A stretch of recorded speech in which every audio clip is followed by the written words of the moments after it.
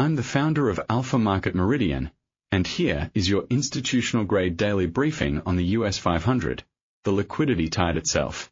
Tech stocks just got crushed. The Nasdaq ended lower. The S&P 500 is clinging to 7,403 by a thread, and a planned U.S. attack on Iran was delayed. That combination should have been rocket fuel for a risk rally, but the index is stalling. There is a trap being set right now at the 7,400 level, and the vast majority of traders are about to walk straight into it. Today I'm going to show you the one danger zone and the one hidden opportunity that could pay 3 to 1. Write this number down. 73.62. If we break and close below that today, the entire weekly structure shifts. Stay until the end. I'm giving out 3 exact entry and exit levels you can use immediately. Session bias. We are fading the intraday weakness within a strong daily bull trend, but only above that key support. The market is effectively range-bound between 73.62 and 74.77. The neutral 5-hour and neutral 1-hour charts tell you that smart money is digesting, not committing. This is compression before an explosive move. The invalidation level for the entire bull thesis is 7,328. That is the weekly structural floor. A daily close below 73.28 would flip the strong buy signal into a failed breakout trap, and it would open a vacuum straight toward the 200-day moving average. So write down 7,362 as your intraday pivot, and 7,328 as the line that says the bull move is over.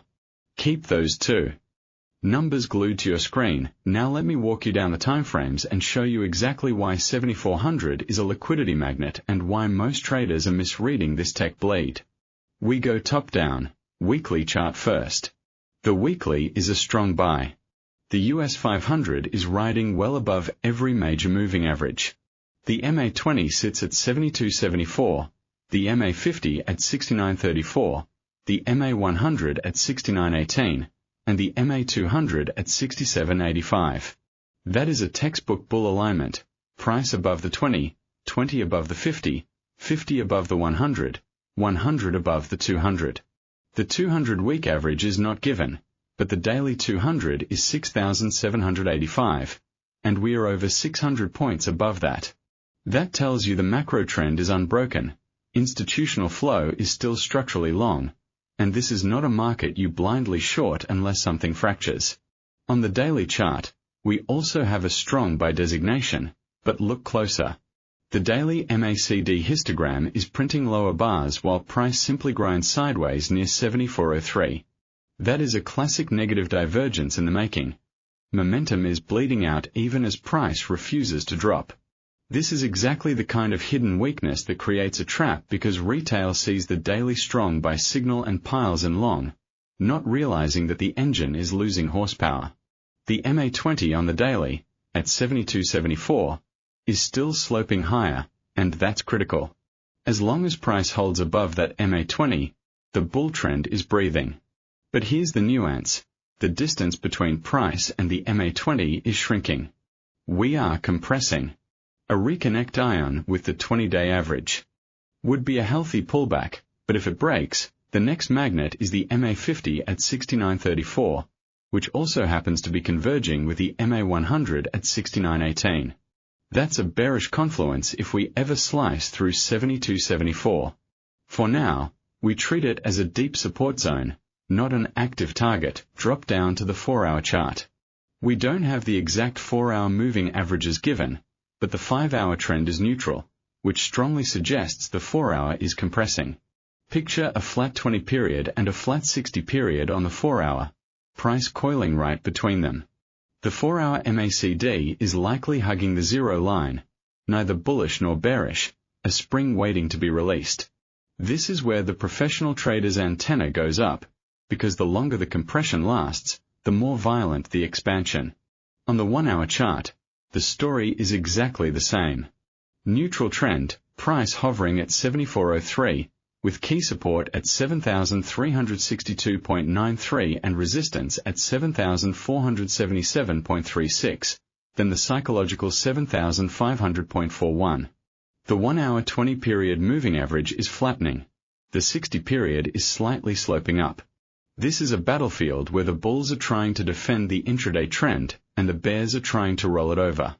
Every tick between 7,400 and 7,420 is being absorbed, no real follow-through. That's because the options market is pinning price at 7,400 due to massive dealer gamma. The 0 DTE open interest shows a wall of calls at 7,474.50 and a wall of puts below 73.50. Dealers are long those strikes, and they are hedging dynamically. When price approaches 7,400, they sell futures to stay delta neutral, capping rallies. When price dips towards 73.70, they buy futures, supporting dips. This creates a magnetic effect. The market gravitates to the strike with the largest gamma until one side gets steamrolled. If tech continues to bleed and we slice through 73.62, the gamma flip will accelerate the downside as dealers dump hedges. Conversely, if we push above 74.77, short gamma from call sellers will force a buying frenzy. That is the trap. The retail crowd sees the tech headlines and leans short, but the liquidity tide can snap them at support and blast through resistance when the compression resolves. Now let's connect the cross-asset web because the S&P 500 does not trade in a vacuum. Bitcoin is your risk asset shadow. Today BTC USD is sliding in sympathy with tech, confirming a short-term risk-off pulse. The correlation between the S&P and Bitcoin has tightened again, and I'm watching Bitcoin funding rates. If they go deeply negative while the S&P holds 7,400, that's a contrarian buy signal for equities. But if Bitcoin breaks below 85,000, it will drag the S&P lower, and that 7,400 support becomes very shaky. At the same time, the US dollar index is firm but not surging. DXY hanging around 104.50 without a major breakout keeps the liquidity drain slow. That's a neutral signal for the S&P. The dollar isn't wrecking the risk trade, but it isn't fueling it either. And then the bond market. Yields ticked down slightly yesterday, but the growth to value rotation hasn't kicked in. The S&P 500's breadth has been deteriorating. Fewer than 55% of components are now above their 20-day moving averages. That's a caution sign and aligns with the negative divergence on the daily MACD. So the liquidity tide is thinning out, but it hasn't rolled over. This is a fragile balance. What about the fundamentals? The past 24 hours gave us two conflicting drivers. 1. The S&P 500 and Nasdaq ended lower as tech bled, led by semiconductors and AI names after some earnings jitters and valuation concerns. That's a growth scare, but the sell-off was orderly, no panic volume. 2. The planned U.S. attack on Iran was delayed, which removes an immediate geopolitical risk premium from oil and should have ignited a relief rally in equities. The fact that the index barely budged on that news tells you there is underlying distribution, smart money selling into the relief. However, the delay also means the tail risk of a supply shock and spiking energy costs is pushed back, which is net bullish for corporate margins. My 1 to 2 week directional lean, cautiously bullish above 73.28, targeting a retest of 7,477 and then 7,500. But only if we see a bullish MACD cross on the 4-hour and a breadth thrust, meaning at least 60% of S&P 500 members reclaim their 20-day moving averages. The exact event that would invalidate this thesis, a daily close below 73.62. That would break the intraday range support and likely trigger a fast move to 73.28. If 73.28 breaks, the weekly structure turns bearish and we start talking about the 72.74 MA20, then 69.34. So 73.62 is the gatekeeper. Now, before I give you the trade setups, here's an interaction moment. Type in the comments right now whether you think this tech bleed is a genuine breakdown or a trap before the next leg higher. I'm reading these comments, and I'll call out the sharpest takes in tomorrow's video. Most people will skip the next section, but this is exactly where money is made. Keep watching. I'm going to lay out 3 precise strategies for today's session, with exact triggers, stops, targets, and the logic behind each. Strategy 1, the sniper, conservative, for the trader who wants to buy the dip in a structural bull trend. The trigger condition, price must pull back and touch 73.65, just above the 7,362.93 support, and hold there for at least 15 minutes on the 15-minute time frame.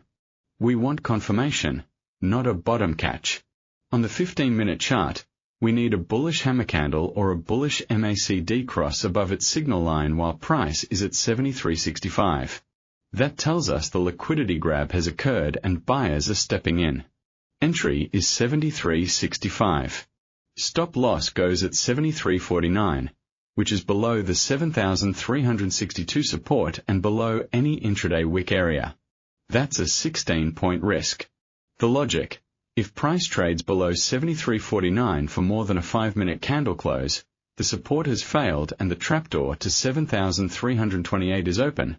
We do not stay in that trade. Target 1 is 7,420. That's the area of the prior 15-minute swing high and the lower edge of the gamma wall, giving us a 55-point reward. That's a risk-reward ratio of 1 to 3.4. Target 2 is 7,475, just underneath the 7,477 resistance. That's a 110-point reward, a 1 to 6.8 risk-reward. Once target 1 is hit, move the stop to break even. This setup exploits the herd that is shorting the tech fear while the liquidity tide is defending the 73.62 pivot. Strategy 2, the active trader, standard, mean reversion to the 1-hour moving averages. Entry condition: we wait for a bounce from the 1-hour 20-period moving average. While I don't have the exact current value, with price at 74.03 and the average flattening, we can estimate the 20-period MA around 73.88 to 73.90. So the entry zone is 7,390. The trigger is a retest of the 73.90 area with a bullish engulfing pattern on the 15-minute chart, and ideally the 15-minute RSI climbing back above 40. Entry at 73.90. Stop loss at 73.75, a 15-point risk, placed below the 7,380 minor support and below the typical stop hunt zone. The reasoning: the 1-hour 20-period MA acts as a dynamic support in range-bound environments, and the gamma pinning will pull price back toward the 7,400 to 7,420 zone. Target 1 is 7,435, a 45-point reward, 1 to 3 risk reward. When target 1 is hit, immediately move the stop to break even and trail the stop by 20 points on the 1-hour close. Target 2 is 7,490, just shy of the psychological 7,500 resistance, for a 100-point reward. This trade is invalid if the 1-hour candle closes below 73.75, which would suggest the mean has broken and we are accelerating towards 73.62. This active strategy lets you ride the liquidity magnet with a clear trailing method. Let's see how aligned we are. Type your S&P 500 range for tomorrow in the comments now. Are you seeing a break above 74.77 or a breakdown below 7,362? I'm reading them. Strategy 3, the Aggressor, high risk, counter-trend breakdown scalp. This is only for those who know how to lose small and manage risk aggressively. The setup: if the 1-hour chart closes below 73.62 with a full-bodied candle, we anticipate a stop hunt on the long side and a brief vacuum toward the next support. Entry is a sell stop at 73.58, just below the breakdown point to confirm momentum. Stop loss at 73.80, a 22-point risk, placed above the breakdown level and above the 1-hour VWAP, which would act as resistance if the breakdown is a fake-out. Target 1 is 7,330, just above the 7,328.36 structural support, giving a 28-point reward and a risk reward of 1 to 1.27, tight, but the probability of a rapid flush is elevated if gamma flips. Target 2 is 7,290, extending the move on a volatility spike. Immediately after target 1 is hit, move the stop to entry. The warning: breakdowns at major gamma support often reverse violently once the liquidity is grabbed, so you must be prepared to scratch the trade if price recaptures 73.80. Only risk 0.5% of your account on this. The aggressor's edge is speed and discipline, not hope. A quick risk management pulse before we close. Never risk more than 1 to 2% per trade, No positions through high-impact news, and stops are non-negotiable. The market does not care about your opinion.